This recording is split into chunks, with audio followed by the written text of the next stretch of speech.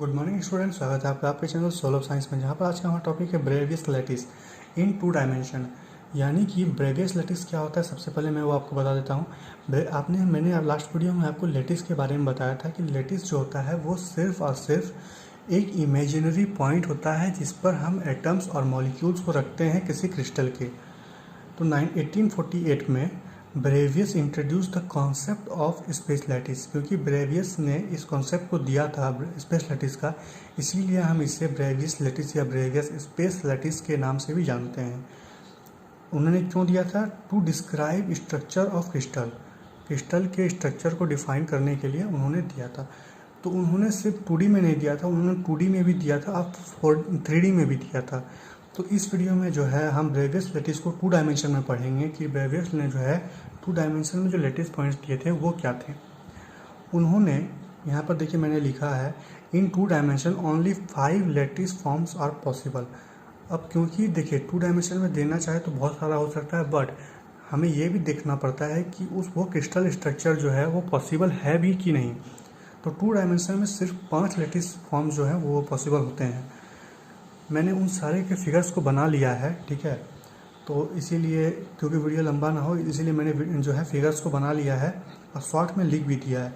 ये बिल्कुल एक नोट्स के फॉर्म में है, आप चाहें तो इसे नोट्स में बना सकते हैं इससे, और अगर आप इसे एग्ज़ाम में लिखोगे एज इट इज़ तो आपको फुल मार्क्स मिलेंगे ही मिलेंगे। तो यहाँ पर जो है देखिए पहला जो होता है वो होता है ऑब्लिक। ऑब्लिक में देखिए ऑब्लिक क्या है, एक फिगर है। तो फिगर में क्या होगा, ए जो होगा वो बी के बराबर नहीं होगा, ए बी के बराबर नहीं होगा। ए और बी क्या होगा? Translation vector. मैं आपको ट्रांसलेशन वेक्टर के बारे में बता देता हूँ अभी थोड़ा सा, ठीक है। मान लेते हैं 2 डायमेंशन में क्या होता है, सिर्फ लेंथ होता है और विड्थ होता है, 2 चीज़ होता है, लंबाई होता है या चौड़ाई होता है। तो लंबाई और चौड़ाई जो होगा वो बराबर नहीं होगा, जिसे हम ए बी नाम दे रहे हैं। और ये जो इन दोनों के बीच का यानी कि ए और बी के बीच का जो एंगल होगा मैं उसे गामा लिखता हूँ, तो वो जो है 90 डिग्री नहीं होगा। तो इसीलिए मैंने इसे थोड़ा सा टेढ़ा बनाया हुआ है। और देखिए ए और बी बराबर नहीं है। आप भी कोशिश कीजिएगा कि आपने जो यहाँ पर लिखा है वो बिल्कुल इमेज भी कुछ उसी तरह का हो।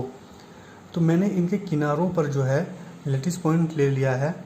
अब मैं आपको बता रहा था कि ट्रांसलेशन वेक्टर क्या होता है। तो ट्रांसलेशन वेक्टर क्या होता है कि 2 लैटिस पॉइंट को मिलाने वाला वेक्टर लाइन, वो हमारा कहलाता है ट्रांसलेशन वेक्टर। क्योंकि यहाँ पर 2 डायमेंशन में सिर्फ 2 ट्रांसलेशन वेक्टर पॉसिबल होते हैं, एक होगा एक्स एक्सिस के अलॉन्ग, एक होगा वाई एक्सिस के अलॉन्ग, ठीक है। तो ये हमारा कहलाता है ऑब्लिक ट्रांसलेशन वेक्टर, सॉरी। तो इन दोनों ट्रांसलेशन वेक्टर के बीच का जो एंगल होगा वो कहलाता है हमारा गामा, ठीक है। अब दूसरा जो है ट्रांसलेशन वेक्टर इन 2 डायमेंशन में, सॉरी 2 डायमेंशन में जो हमारा दूसरा ब्रेवियस लैटिस होता है वो होता है स्क्वायर। ये क्या है? ये सारा क्रिस्टल स्ट्रक्चर है। मैं आपको बता रहा हूँ शुरू से ही कि ये जितना भी आप फिगर देख रहे हैं वो सारा क्रिस्टल स्ट्रक्चर है। अब क्योंकि ये एक यूनिट एरिया में है, इसलिए ये मैंने एक यूनिट सेल को लिया हुआ है सिर्फ यहाँ पर। तो देखिए यहाँ पर स्क्वायर का कंडीशन क्या होता है, स्क्वायर मतलब क्या हो गया? वर्ग। हिंदी में अगर बात करूँ तो वर्ग में क्या होता है, लंबाई और चौड़ाई दोनों बराबर होता है। यानी कि ए वेक्टर, ये जो डिस्टेंस होगा ये इसके बराबर होगा, और जो हमारा एंगल होता है वो 90 डिग्री का होता है। तो बिल्कुल उसी तरह सेम है, याद करने का कोई ज़रूरत नहीं है। मतलब कि सिर्फ आपको पता है स्क्वायर है, ये कंडीशन आप खुद से लिख सकते हो चाहो तो, ठीक है। ए और बी बराबर हो गया, ठीक है।